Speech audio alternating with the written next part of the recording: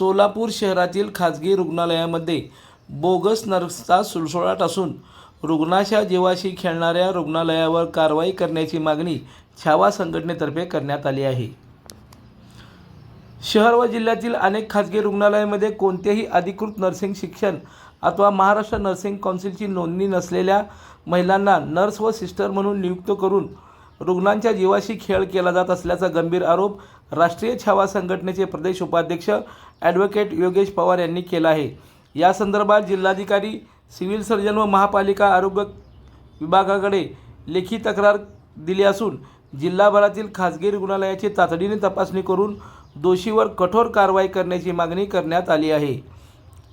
या तक्रारीमध्ये असे म्हटले आहे की नर्सिंग व्यवसायासाठी ANM, GNM, BSc नर्सिंग किंवा पोस्ट बेसिक BSc नर्सिंग यासारखी शैक्षणिक पात्रता व महाराष्ट्र नर्सिंग काउन्सिलमध्ये नोंदणी बंधनकारक असतानाही अनेक रुग्णालयामध्ये अपात्र महिलांकडून इंजेक्शन देणे, सलाईन लावणे, ड्रेसिंग करणे तसेच औषधोपचाराशी संबंधित धोकादायक कामे करून घेतली जात आहेत। तरी रुग्णालयावर त्वरित कारवाई करावी अशी मागणी ॲडव्होकेट योगेश पवार यांनी केली आहे।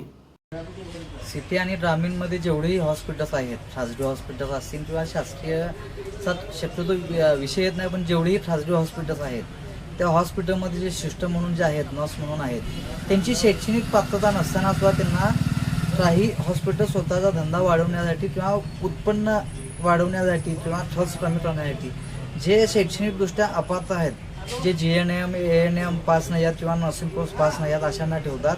त्याच्यानी जेही पेशंट आहेत त्या पेशंटच्या जीवितास धोका होण्याची शक्यता आहे। म्हणून आमचं छावा संघटनेच्या वतीने निवेदन आहे की जेवढेही हॉस्पिटल आहेत त्यांची तपासणी व्हावी आणि ज्यांची शैक्षणिक पात्रता नाही आहे किंवा जे हॉस्पिटल शैक्षणिक पात्रता नसणाऱ्या व्यक्तींना किंवा स्त्रियांना नर्स म्हणून, सिस्टर म्हणून सेवेत ठेवतात त्यांच्यावरती गुन्हा नोंदवण्यात यावा, त्यांची चौकशी व्हावी आणि त्यांचे हॉस्पिटल 7 दिवस सस्पेंड व्हावे अशी आमची मागणी आहे।